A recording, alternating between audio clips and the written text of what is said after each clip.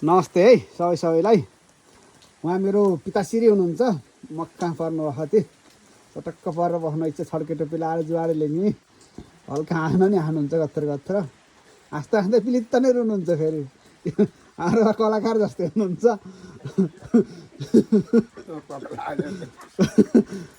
टक्क बिहान बिहानै 8 बजेको छ, अनारको केटा टोकिराख्नुभएको छ।